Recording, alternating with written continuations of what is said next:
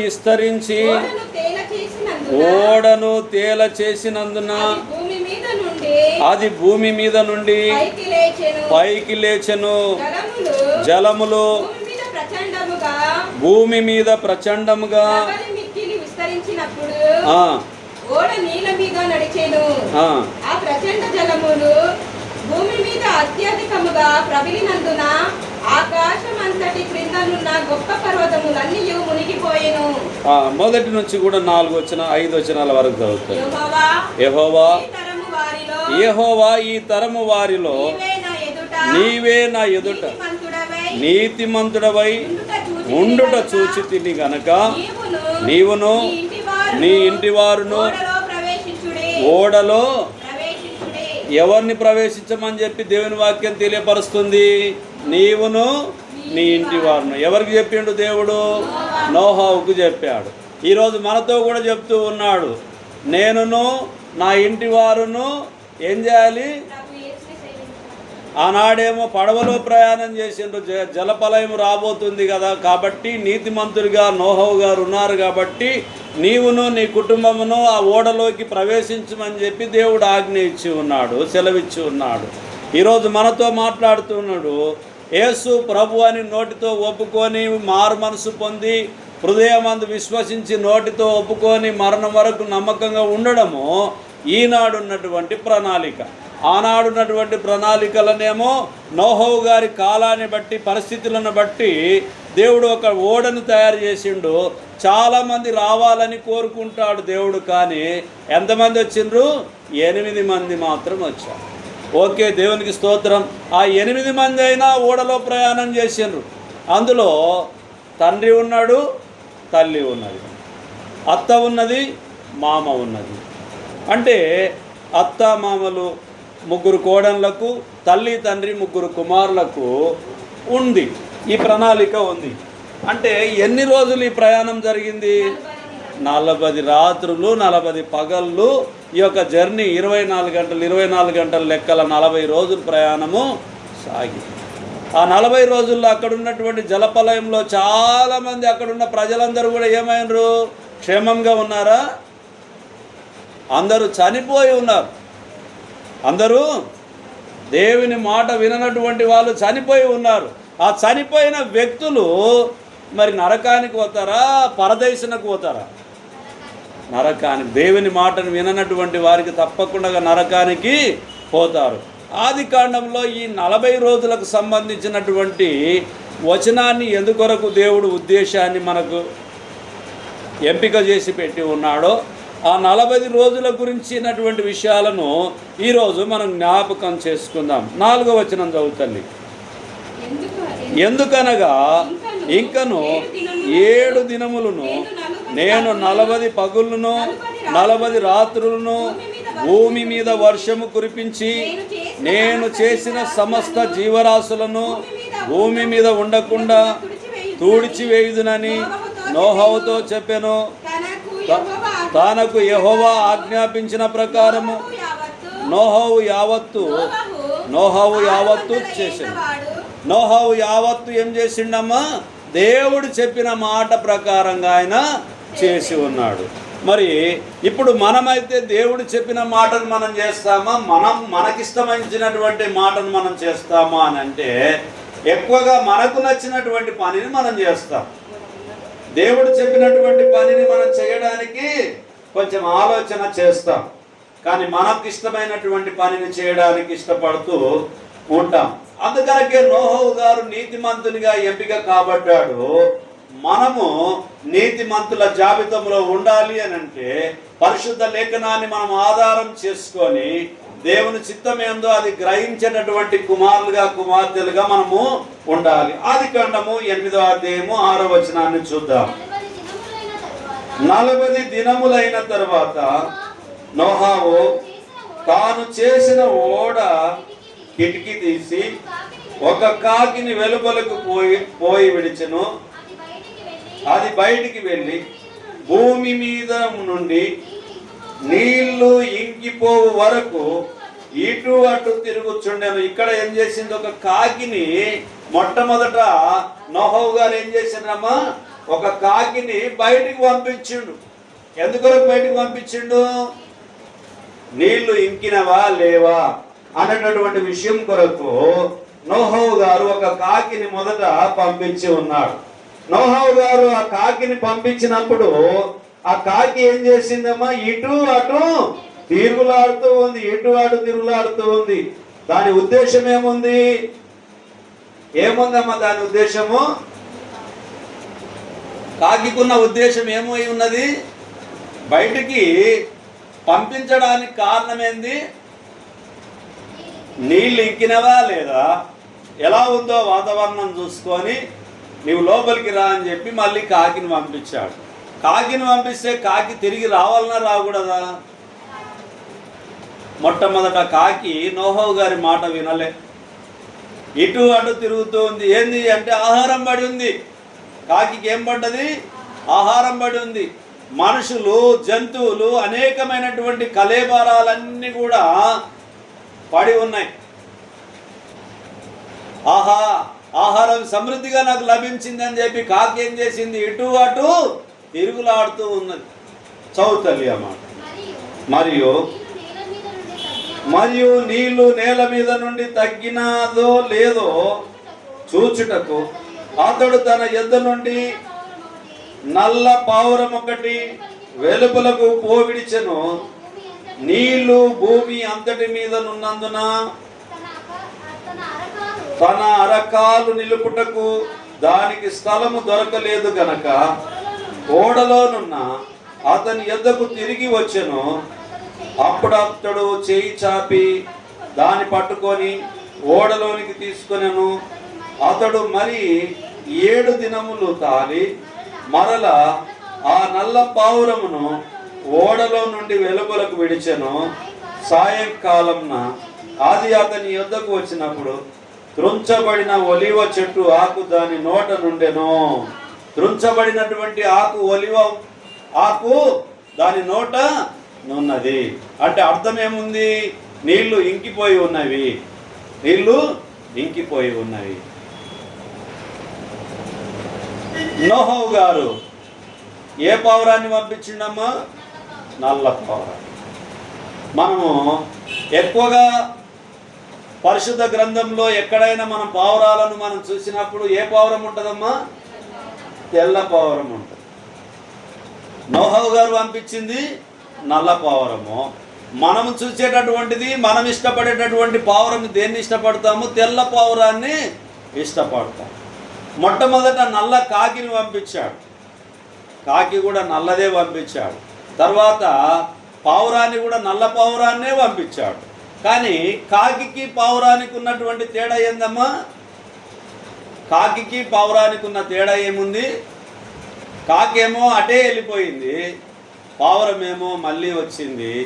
మళ్ళీ 7 దినముల తర్వాత మళ్ళీ నోహవు గారు కాకి ఆ పావురాన్ని పంపిస్తే మళ్ళీ సాయంత్రం వరకు తిరిగి వచ్చింది. ఒలివ ఆకును కొమ్మను పట్టుకొని వచ్చి ఉంది. మనం కూడా క్రైస్తవులమైనటువంటి మనము దేవుడు చెప్పినటువంటి మాటను వినే బిడ్డలుగా మనం ఉండాలి. ఆ నల్ల పావురం లాక్కుండాలి, కాకిలా ఉండొద్దు. కాకి స్వభావం ఏంటంటే ఎక్కడ ఆహారం దొరికితే అటే వెళ్ళిపోతూ ఉంటుంది. అది అన్నీ మర్చిపోతుంది, చెప్పిన మాటలన్నీ కూడా. కానీ నల్ల పావురం ఏం చేసింది? పావురము నోహవు గారు చెప్పిన మాటను విన్నది. మనం కూడా ఏం చేయాలి? నోహవు గారు చెప్పిన మాటను పావురం విన్నట్టుగా దేవుడు చెప్పిన మాటను మనం కూడా ఏం చేయాలి? శ్రద్ధగా వినాలి. ఆదికాండము 50వ అధ్యాయము 3వ వచనము. సుగంధ ద్రవ్యములతో సిద్ధపరచబడు వారి కొరకు దినములు సంపూర్ణమగునట్లు అతని కొరకు 40 దినములు సంపూర్ణమాయను. అతని గురించిన అంగలార్పు చదువుతలే.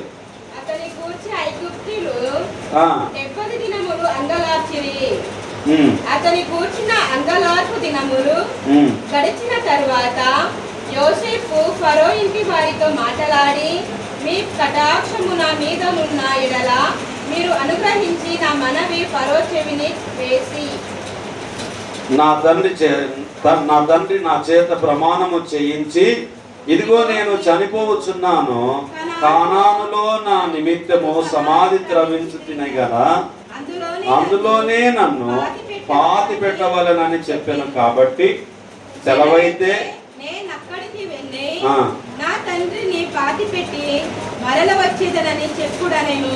యోసేపు గారు ఏం చేస్తూ ఉన్నారు? ఫరో దగ్గర పనిచేస్తూ ఉన్నారు. ఆయన అధికారిగా నియమింపబడి ఉన్నాడు. యోసేపు గారు ఏమన్నారనంటే ఒక సందర్భంలో, నీకు పైవాడిగా ఉంటాను తప్ప అన్ని పనులు నీవే చూసుకోవాలి యోసేపు అని చెప్పాడు. నేను అధికారిగా మాత్రమే ఉంటా, అందరూ నీ మాటనే వినాలి అని చెప్పి సెలవిచ్చి ఉంటున్నాడు. అయినప్పటికీ కూడా యోసేపు తన యజమానుని దగ్గర ఏం కోరుతున్నాడు? మా నాన్నగారు మరణించి ఉంటున్నారు, ఆయనను తీసుకొని వెళ్ళి ఆయన ఎక్కడైతే సమాధి చేయమన్నాడో ఆ ప్రాంతానికి తీసుకొని వెళ్ళి సమాధిని చేసి మళ్ళీ నేను వస్తాను అని చెప్పి సెలవిస్తూ ఉన్నాడు. ఎన్ని రోజులు ఆయన ఉంచిన్నారమ్మా? ఎన్ని రోజులు ఉంచిన్నారు ఆయన యాకోబును పెట్టెలో? చెప్పాల. యాకోబు కొరకు దుఃఖించుట 7వ వచనం నుంచి, అతని భూస్థాపనం 15వ వచనం నుంచి, యోసేపు సహోదరుల పశ్చాత్తాపం క్షమాపణ 22 నుంచి, యోసేపు ఆయుష్కాలం 24 నుంచి, ఇశ్రాయేలీల కానాను దేశంలోనికి తిరిగి పోతారని యోసేపు ప్రవచనం 26, అతని మరణం. ఇక్కడ 40 రోజులమ్మా. ఎన్ని రోజులమ్మా యోసేపు యాకోబు? మొదటి నుంచి చదవండి. యోసేపు తన తండ్రి ముఖం మీద పడి అతని గురించి ఏడ్చి అతని ముద్దు పెట్టుకొనెను. తర్వాత యోసేపు సుగంధ ద్రవ్యములతో తన తండ్రి శవమును సిద్ధపరచవలెనని తన దాసులైన వైద్యులకు ఆజ్ఞాపించెను గనక ఆ వైద్యులు ఇశ్రాయేలీలను సుగంధ ద్రవ్యములతో సిద్ధపరిచిరి. సుగంధ ద్రవ్యములతో సిద్ధపరచబడి వారి కొరకు దినములు సంపూర్ణమగునట్లు అతని కొరకు 40 దినములు సంపూర్ణమాయను. ఎన్ని దినాలైనవి? 40 రోజులైనవి. ఈ 40 రోజులను చూస్తే ఏమైనా మనకు అర్థమవుతుందా? ఏదైనా జనరల్గా ఇప్పుడు లోకంలో చూస్తున్నటువంటి 40 రోజులు ఏమైనా మనకు అర్థమవుతుందా? ఉంది, అర్థం ఉంది. మనమైతే జ్ఞాపకార్థకుడికి ఎన్ని రోజులు చేస్తాము? కొంతమంది 3 రోజులు, కొంతమంది 5 రోజులు, కొంతమంది 9 రోజులు, కొంతమంది 11 రోజులకు చేస్తారు. అయితే ఆనాడు యాకోబు పట్ల ఎన్ని రోజులు పెట్టిండ్రు? 40 రోజులు పెట్టారు. ఆ 40 రోజుల్లో మన ముస్లిం సహోదరులు ఉన్నారు. వారిలో ఎవరైనా చనిపోతే కూడా 40 రోజులకు వారు జ్ఞాపకార్థ కూడిక ఏర్పాటు చేసుకుంటారు. పాత నిబంధన వడంబడికను అంతటిని కూడా ముస్లిం సహోదరులు నెరవేరుస్తూ ఉన్నారు, కొనసాగిస్తూ ఉంటూ ఉన్నారు. ఎన్ని రోజులు చేస్తారమ్మా? ఎన్ని రోజులు చేస్తారు జ్ఞాపకార్థ కూడిక? వాళ్ళు 40 రోజులకు కంపల్సరిగా వాళ్ళు చేస్తారు. అంటే వాళ్ళు చేస్తున్నది కూడా లేఖనాల ప్రకారంగా ఆధారంగా ఉన్న పాత నిబంధన ఆధారాన్ని చేసుకొని ఆనాడు యాకోబును ఏ విధంగా అయితే చేశారో అలాగునే వాళ్ళు కూడా చేసుకుంటారు. ఈ బాక్స్ అనేటటువంటిది ఇప్పుడు ప్రతి ఒక్కరము పెట్టెలో పెట్టుకొని తీసుకొని వెళ్తూ ఉంటాం. ఈ బాక్స్ అనేటటువంటిది కూడా ఎందుకొరకు వచ్చింది అని అంటే, అప్పుడున్నటువంటి యాకోబు గారికి ఉన్నటువంటి ఆలోచన తన దేశంలో తనను సమాధి చేయాలని అనుకున్నప్పుడు అతని దుర్వాసన పట్టకుండా ఉండడానికి సుగంధ ద్రవ్యములను వైద్యుల చేత నింపి ఆయన వాసన పట్టకుండా 40 రోజులు వేచి ఉన్నట్టుగా మనం చూస్తూ ఉన్నాం. ఇప్పుడు పెట్టే క్రైస్తవులు ప్రతి ఒక్కరు కూడా ఏం చేస్తారు? పెట్టెను సిద్ధము చేస్తారు. అంటే ఈ పెట్టె కూడా పరిశుద్ధ గ్రంథంలోకి వెళ్ళి వచ్చి ఉన్న వాటిని మనం కొనసాగిస్తూ ఉన్నాం. ఈ 40 రోజులు అనే విషయాన్ని, ఆ సందర్భాలు ఎందుకొరకు వచ్చాయి అనేటటువంటిది మనం ఎందుకొరకు చూస్తూ ఉన్నామంటే క్రీస్తు వరకు చూడబోతున్నాం. ఈ 40 రోజుల ప్రాముఖ్యత ఎందుకొరకు వస్తుంది అని అంటే, ఈ క్రీస్తు వరకు ఎందుకొరకు ఈ 40 రోజులు అనేటటువంటి ప్రణాళిక దేవుడు ఏర్పాటు చేసి ఉన్నాడో మనం చూడబోతూ ఉన్నాం. నిర్గమకాండము 24వ అధ్యాయము 18వ వచనాన్ని చూద్దాం. అప్పుడు మోషే మేఘములో ప్రవేశించి చదువుతుంది.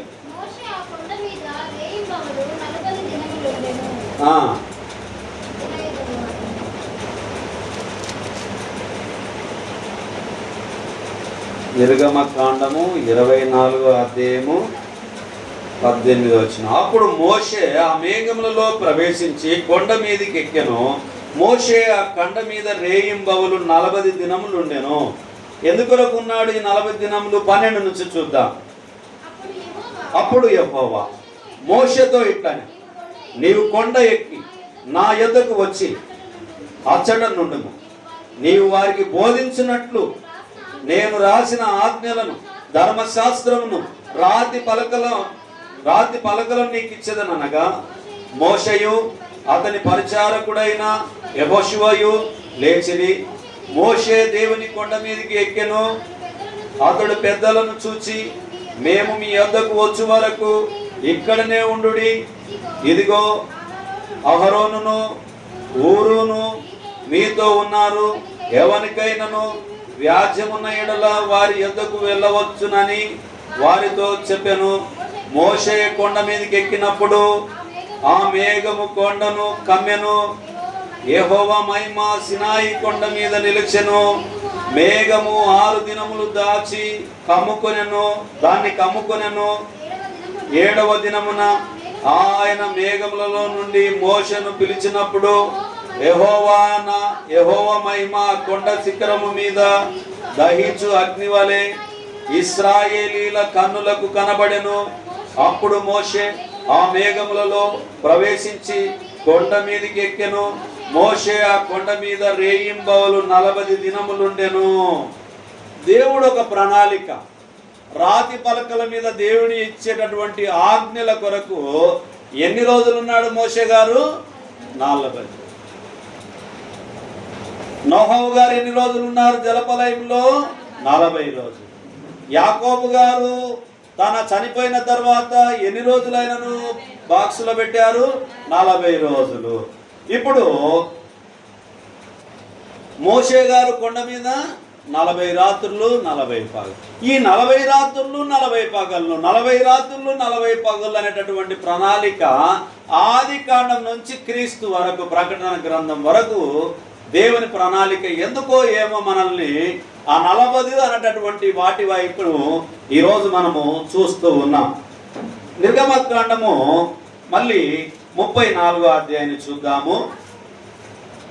34:28.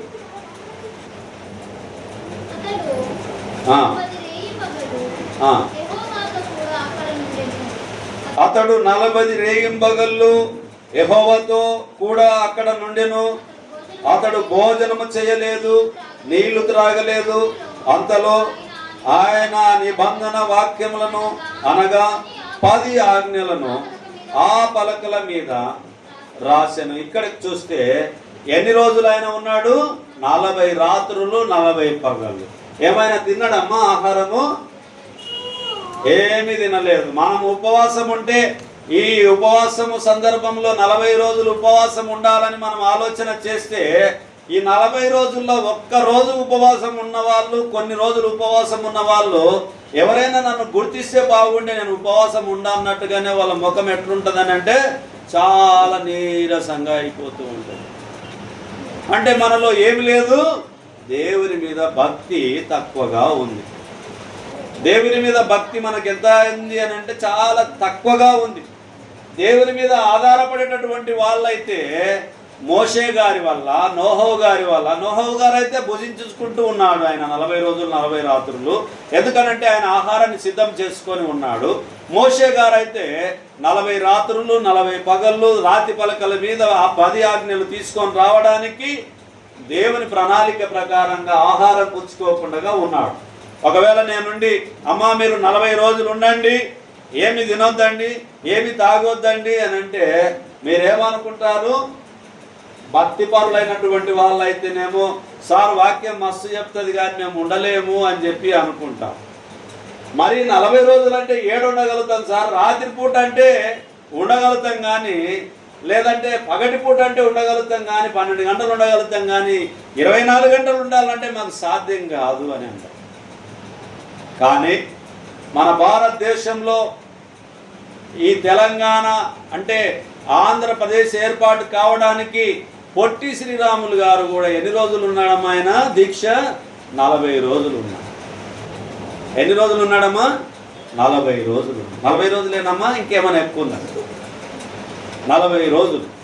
నేను చదివినటువంటి పుస్తకము లేదా నాకు కొంచెం 40 రోజులైతే ఉంది, తప్పకుండా 40 రోజులు ఉంది. అప్పుడు ప్రత్యేకమైన ఆంధ్ర రాష్ట్రాన్ని ఏర్పాటు చేయడానికి ఉపవాసం ఉన్నాడు 40 రోజులు.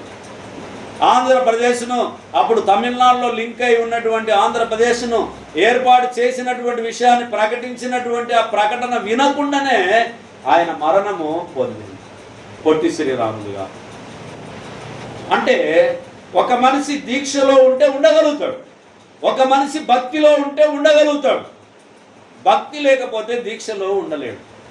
పొట్టి శ్రీరాములు గారు ఉన్నటువంటి దీక్ష భక్తి ఏమిటి అతనికంటే, నా భారతదేశంలో తెలుగు ప్రజలందరూ కూడా, తెలుగు మాట్లాడుకునేటటువంటి వాళ్ళందరూ కూడా తెలుగు రాష్ట్రం సపరేట్గా ఉండాలని ఒక దీక్ష పూనుకొని ఉన్నాడు. ఈరోజు ఉపాధ్యాయులు, చిన్నపిల్లలు భారతదేశం అంతట్లో పొట్టి శ్రీరాములు గారి గురించి చాలా విషయాలు మాట్లాడుకుంటారు. ఆయా సందర్భంలో వేషధారణ చేసి పొట్టి శ్రీరాములు పాత్రను పోషిస్తూ ఉంటాం. అంటే మనం కూడా ఒక పట్టుదల కలిగి ఉండాలనుకుంటే ఉంటాం, కానీ ఉండకూడదు అనుకుంటే ఉండలేం. కానీ ఇప్పుడున్నటువంటి దీక్షలో చాలా సమస్యలు ఉన్నాయి. ఎందుకనంటే ఈ 40 రోజులు ఉపవాస కోడికలు ఉండాలంటే చాలా సమస్యలు ఉన్నాయి. ఫోన్ జరసేపు కూడా మనల్ని విడిచిపెట్టి ఉండదు. ఫోన్ విడిచిపెట్టి మనం ఉండాలి. భార్య భర్తనన్నా విడిచిపెట్టి కొద్దిసేపు ఉండగలుగుతుంది, భర్త భార్యను విడిచిపెట్టన్నా కొద్దిసేపు ఉండగలుగుతారు, కానీ ఫోన్ విడిచిపెట్టి ఉండడానికే సాధ్యం కావడం లేదు. ఈ 40 రోజులు ఒకవేళ ఉపవాసం చేస్తే కూడా ఫోన్ లేకుండా ఉండే జీవితాన్ని ఒకవేళ కొనసాగిస్తే భక్తి అనేది పెరగవచ్చు. ఎందుకనంటే బైబిల్ చదవడము, బైబిల్ వాక్యం వినడము, పాటలు వినడము, దేవుని మీద ప్రార్థన ఉండడం, పట్టుదల కలిగి ఉండడం, ఇవన్నీ చేయడం వల్ల మనకు ఉపయోగకరంగా ఉండవచ్చు. కానీ మన మనసు అంతా సెల్ ఫోన్లనే ఇదే తిప్పుకుంటా ఇటు అనుకుంటా అటు అనుకుంటా ఆనాడు కాకి అటు ఇటు తిరుగులాడినట్టుగానే మన జీవితం కూడా సెల్ ఫోన్ వైపు అటు ఇటు తిరుగులాడుతూ ఉన్నాం. భక్తి ఎక్కడి నుంచి వస్తుంది? ఉపవాసం ఉన్నాము, భక్తి రావాలంటే ఏం కావాలి? మనకు దేవుని మీద ధ్యాస ఉండాలి. యోగా చేసే వాళ్ళకి ఏముండాలి? శ్వాస మీద ధ్యాస. ధ్యానం చేసేటటువంటి వాళ్ళకు శ్వాస మీద ధ్యాస ఉండాలి. ఉపవాసం ఉండేటటువంటి వాళ్ళకు దేని మీద ధ్యాస ఉండాలి? దేవుని మీద ధ్యాస ఉండాలి, దేవుని మాటల మీద ధ్యాస ఉండాలి, దేవుని వాక్యం మీద ధ్యాస ఉండాలి. ఆనాడు పరిశుద్ధ గ్రంథంలో ఏమేమి రాయబడి ఉన్నావో వాటిని నెమరేసుకోవడానికి ఈ భక్తి జీవితము ప్రారంభించుకుంటే, ఉపవాస దీక్ష ప్రారంభించుకుంటే అది చాలా ప్రాముఖ్యం. అది ఎవరు ఉండమని చెప్పడం లేదు, కానీ అందరము ఉపవాసం ఉండడం వల్ల మేలైతే జరుగుతుంది. ఇంకా కొంచెం ముందుకు వెళ్దాం పిల్లారా.